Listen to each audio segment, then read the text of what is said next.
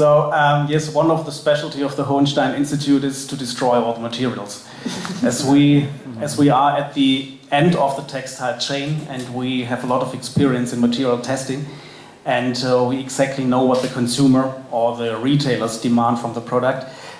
We wash it over 50 times, we abrade it with so-called Martingale until it breaks and collect the dust. And what we found out, it's of great importance how the compatibility is between the nanomaterials, here especially the nanosilver, and the binder matrix, which is used to fix these particles on the fabric. When you have compatible components, it works perfectly, you can wash them 100 times. But if the components are not tuned to each other, you have a leach after the first washing. And that's why it's so important to do the research in this area and to develop these products, and especially to show that it is not just taking one and having something new. You take, of course, one and one, but you have to do some research in between.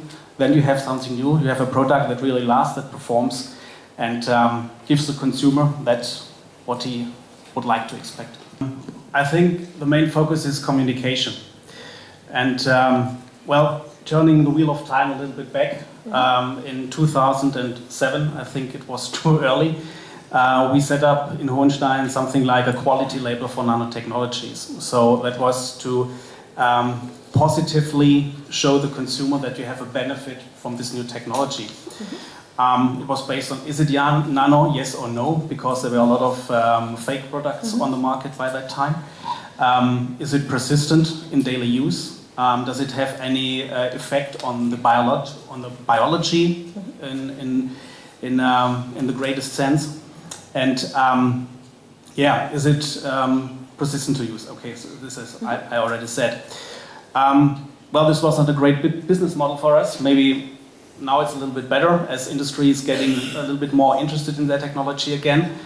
That may be an approach, and as far as I know, there's currently also in the European Union standardization and in the ISO standardization are projects ongoing about labeling of nano-enabled products, which, let's say, contain the very basic information about those products. You said maybe you have been too early. Do you expect that it will run better in future, maybe? If the communication is correct. So if everybody communicates and if the media communicates perfectly, if the non-governmental organizations, the CSO, communicate okay, so I think we can find a way to make the benefit of technology, of this technology, visible for everybody, and by, on the same side, not neglecting the risks. So we always have to look on those two sides, the benefit and the risks. And it was said some minutes before, sometimes there's a need to go for risks to have an improving technology.